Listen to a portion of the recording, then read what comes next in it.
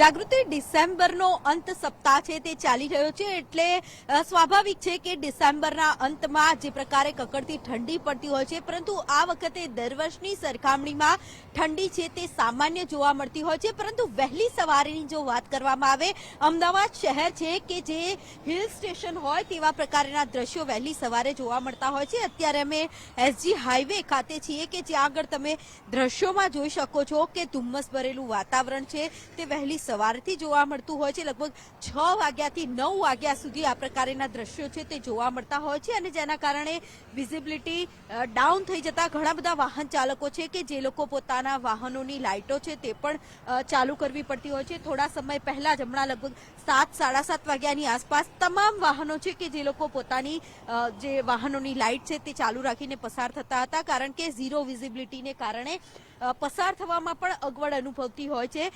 હવામાન વિભાગ દ્વારા આગાહી કરવામાં આવી છે કે અંત સુધીમાં ડિસેમ્બર અંત સુધીમાં ઠંડીનો ચમકારો અનુભવાશે પરંતુ દર વર્ષની સરખામણીમાં તે સામાન્ય છે। અમદાવાદ શહેરની જો વાત કરવામાં આવે તો 14.5 ડિગ્રી સુધી વહેલી સવારે જે તાપમાન છે તે નોંધાયું છે। જો કે તે સામાન્ય ગણી શકાય, દર વર્ષની સરખામણીમાં સામાન્ય ગણી શકાય એટલે પરંતુ વહેલી સવારે જો વાત કરવામાં આવે એક આહલાદક દ્રશ્યો છે જાગૃતિ તે અમદાવાદ શહેરમાં જોવા મળતા હોય છે। જે પ્રકારે આબુમાં ગયા હોઈએ અને કેવા પ્રકારે ફોગ જોવા મળતો હોય છે તેવું જ વાતાવરણ છે કે જે અમદાવાદ શહેરમાં વહેલી સવારે જોવા મળતું હોય છે।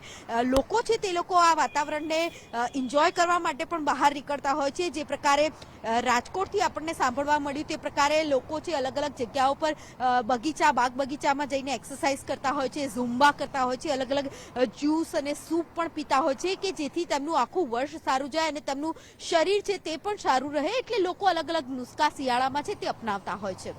જી રાબિયા, આપ જોડાયેલા રહેશો। રાબિયા, આપની પાસે